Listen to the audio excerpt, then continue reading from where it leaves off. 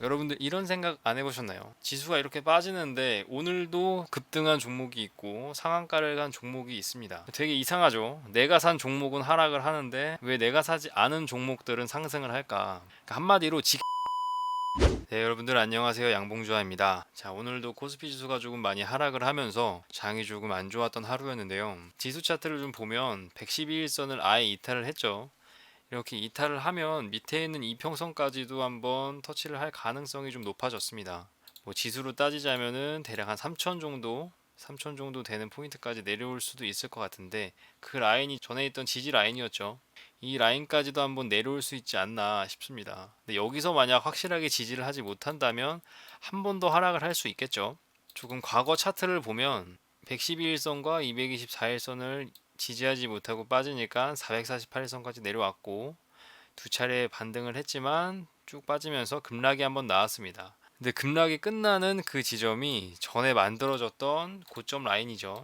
이 부분까지 빠졌다가 여기서 반등을 하고 올라갔는데 만약 지금도 그렇게 된다면 뭐 확실하진 않겠지만 이 라인까지 한 2600까지도 내려올 수 있지 않을까 하는 생각을 합니다. 물론 여기서 내일이라도 바로 반등을 해서 올라간다면 다행이지만 항상 말씀드렸듯이 좋은 쪽으로만 생각하는 것보다 최악의 상황을 여러분들이 항상 생각을 하셔야 거기에 맞는 또 대응을 할 수가 있겠죠. 그렇기 때문에 손절할 건 손절을 빨리 하고 비중을 좀 줄이면서 현금화를 좀 시키는 게 좋을 것 같습니다. 저 역시도 조금 현금화를 시켰고 새로 들어간 종목도 사실 있긴 하지만 그건 잠시 후에 좀 이야기를 해드리도록 하겠습니다.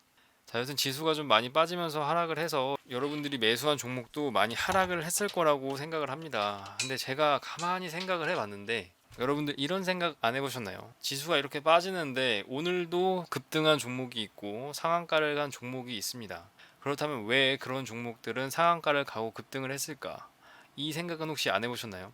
되게 이상하죠. 내가 산 종목은 하락을 하는데 왜 내가 사지 않은 종목들은 상승을 할까? 그래서 오늘 거기에 대한 이야기를 조금 해볼까 해요. 오늘 좀 급등을 했던 종목들을 먼저 좀 보면 자, 인바이오젠을 한번 볼까요? 오늘 10% 정도 상승을 했는데 근데 오늘 10% 상승한 게 중요한 게 아니라 그 전에 있는 차트들을 좀 봐야 될 것 같습니다. 급등을 했던 주가가 하락을 하고 장기 이평선을 뚫고 내려왔죠. 뚫고 내려왔는데 거래량을 크게 동반을 하면서 그 장기 이평선을 다시 한번 뚫었습니다. 그러고 나서 하락을 했죠. 몇 차례 좀 상승을 하나 싶었지만 하락을 했는데 그 하락의 위치가 장기 이평선을 지지받고 올라갔죠. 그러니까 한마디로 지킬 자리를 지켰기 때문에 상승을 했다고 생각을 해요. 자, 풍광도 보시면은 그냥 10% 상승을 한 게 아니죠. 지킬 자리를 지켰기 때문에 상승을 했고 자, 3기 같은 경우는 저희가 한번 공부를 했었죠. 이 부분에서 한번 공부를 했던 걸로 기억을 하는데 3기도 보시면 오늘 그냥 뜬금없이 27% 종가 15% 상승을 한 게 아닙니다. 이 양봉을 기점으로 15일선을 이탈을 한 번도 하지 않았어요. 계속해서 15일선을 맞고 반등을 하고 여기서도 15일선을 맞고 반등을 했고 다음 날도 마찬가지고 불과 어제까지만 해도 15일선을 이탈하지 않고 찍고 반등을 했습니다. 15일선을 지키니까 상승을 했죠. 제가 며칠 전에 공부했던 종목을 잠깐 보여드리면 자, JB금융지주 거래량을 동반을 하면서 7월 28일에 양봉으로 뚫었죠. 볼린저 밴드 상단을. 자, 그 이후에 15일선을 지지하면서 계속 상승을 했습니다. 제가 그래서 15일선을 이탈하지 않으면 한 차례 좀 급등이 나올 수 있다 이렇게 말씀을 드렸는데 계속 지키다가 오늘은 지키지 못하고 빠졌죠. 자, 이렇게 되면은 이 종목은 상승할 가능성보다 하락할 가능성이 높기 때문에 매수에 적합하지 않은 종목이 되겠죠. 자, 그럼 빅솔론을 한번 볼까요? 빅솔론 같은 경우는 제가 8월 9일에 여러분들과 함께 공부했던 종목입니다. 자, 보시면은 8월 9일 이날이죠. 볼린저 밴드 상단을 뚫었고 거래량을 동반한 이날 여러분께 말씀드렸는데 자, 이 종목은 15일선을 한번 이탈을 했지만 밑에 있는 56일선에서 한번 지지를 받고 반등을 했습니다. 그리고 나서 오늘도 좀 많이 하락을 했는데 하락한 위치가 딱 15일선에 걸쳤죠.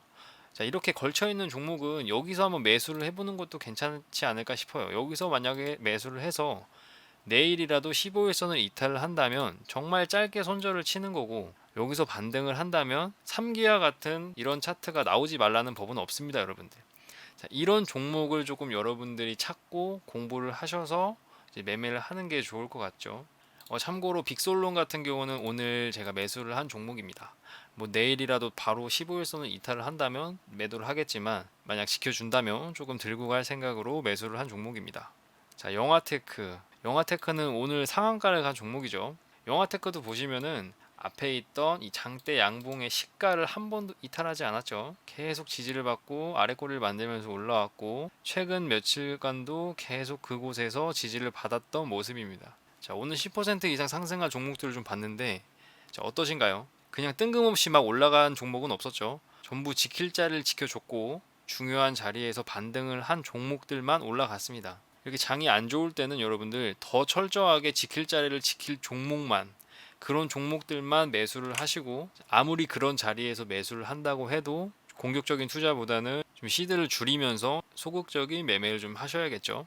그래서 어제 공부한 종목을 잠깐 또 얘기해 드리면, 자, DSK 같은 경우도 56일선을 좀 지지받길 원했지만 하락을 했고, 하지만 7월 12일에 생긴 이 양봉에 지금 아래꼬리를 달았습니다. 시가에서 아래꼬리를 달았는데, 이마저도 이탈을 한다면 이 종목은 이제 매수가 적합하지 않은 종목이겠죠. 한글과 컴퓨터도 112일선에서 지금 지지를 받고 있는 것 같긴 한데 살짝 밀렸기 때문에 이 종목도 그렇게 좋아 보이진 않습니다. 나노 같은 경우는 지금 56일선에서 아래 꼬리를 좀 달았죠. 종가가 56일선을 이탈하지 않았고 아래 꼬리를 달으면서 좀 지켜주고 있는 모습인데, 이 종목도 정말 짧게 여기서 매수를 하고 56일선을 만약 이탈을 한다면 손절을 하고, 그게 아니라면 조금 기다려 볼 만한 종목 같습니다. 자, 태경 BK도 보시면은 확실하게 56에서 아래 꼬리를 달았죠. 자, 네오리진이 조금 애매하죠. 네오리진 같은 경우는 이 448일선이 좀 중요했는데 그 앞에 있던 장대 양봉의 시가 딱 거기에 걸쳐 있습니다. 여기서 만약에 하락을 한다면 한 번 더 폭락이 나올 수가 있는 자리죠. 아스트 같은 경우는 자, 이런 삼각수렴이라고 말씀을 드렸는데 지금 딱 삼각수렴의 하단 라인 위치에 있죠. 여기서 만약 지지를 하지 못한다면은 뭐 이거 이 종목 역시 한번 폭락이 나올 수 있는 종목으로 보입니다. 요즘 같은 장에서는 좀 매수하기가 좀 무섭기도 하고 좀 소극적으로 해야 되는 게 맞기 때문에 정말 지킬 자리를 확실하게 지키는지, 그게 이탈을 한다면 확실하게 손절을 해야 되고, 그게 아니라면 조금 가져갈 수는 있겠지만 하락장에도 이런 식으로 좀 공부를 하시면서 매매를 하시면 좀 좋을 것 같습니다. 자, 그리고 오늘도 감사하게도 댓글을 달아주신 분이 계십니다. 우리 문현희님 항상 댓글 달아주시고 영상 시청해주셔서 정말 감사합니다. 자, 문현희님께서 세 종목 정도 제 의견을 좀 듣고 싶다고 하셔서 저는 거기에 대한 세 종목 이야기하고 영상 마무리하도록 하겠습니다. 자, 첫 번째는 현대해상.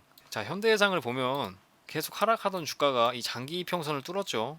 224일선을 뚫고 안착을 했고 448일선에서 한번 맞고 떨어졌으나 다시 한번 뚫고 지금 안착을 해 있는 상태입니다. 자, 그렇다면 가장 중요한 라인이 이 448일선이겠죠.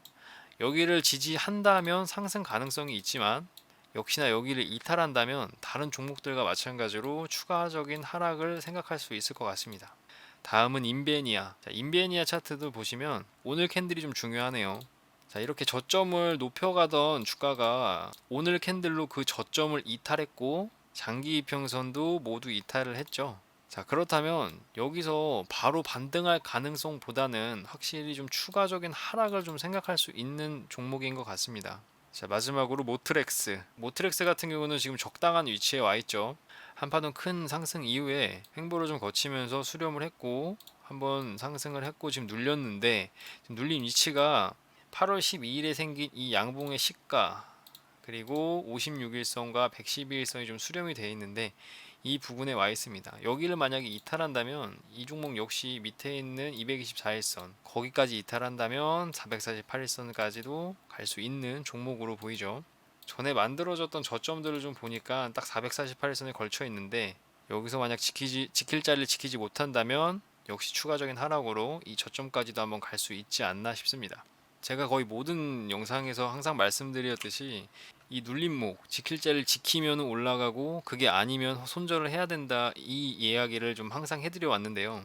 자, 이렇게 하락장이 좀 시작이 되니까 여러분들 그게 굉장히 중요하다고 좀 느끼셨을 것 같아요. 지킬 자리를 지키지 못하고 하락을 한 종목이 반등은 하겠지, 내일은 반등하겠지 라고 생각하시다 보면은 정말 손절하기가 힘듭니다. 이렇게 하락을 하는 장에서 한번 손절도 연습을 하시면 좋을 것 같습니다. 손절을 못 하시고 계시는 분들이 많을 거라고 생각을 하는데 지킬 자리에서 한번 매수를 해보고 그 자리를 이탈한다면 손절을 한번 해보세요. 2, 3일 뒤에는 그 손절이 정말 잘한 선택이다, 이걸 느끼실 수가 있을 겁니다. 장이 좋다면 뭐 손절 자리를 이탈했어도 금방 회복할 수 있겠지만, 이렇게 지수가 계속 하락하는 시기에는 확실하게 손절을 하지 않으면 정말 크게 물릴 수가 있기 때문에 이 기회에 한번 연습도 하고 훈련도 해보셨으면 좋겠습니다. 자, 오늘도 영상 시청해 주셔서 감사하고요. 구독과 좋아요 한 번씩 부탁드리겠습니다.